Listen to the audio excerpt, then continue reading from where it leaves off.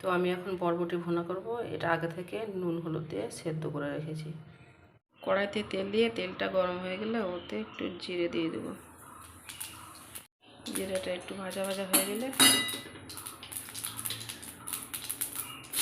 পেঁয়াজ কুচিটা দিয়ে দেবো। পেঁয়াজটা একটু নাড়ার পরে একটু লবণ দিয়ে দেবে, তাহলে পেঁয়াজটা গলবে।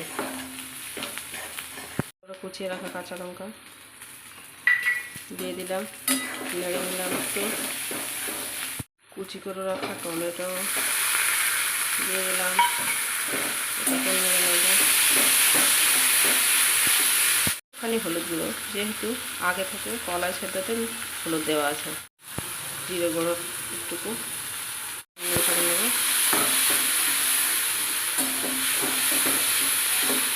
যদি জল লাগে তো জল দিতে হবে, না লাগলে কোনো অসুবিধা নেই।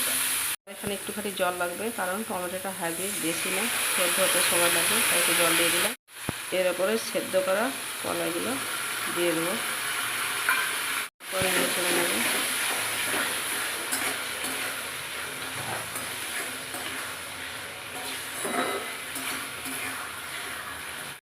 এরপরে সাদার জন্য একটু কসুরি মেথি ছড়িয়ে দিলাম, তারপরে নিয়ে দিলাম।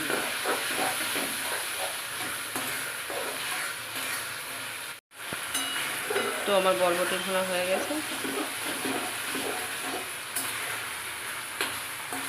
আজ এটুকুই, আমি আসি।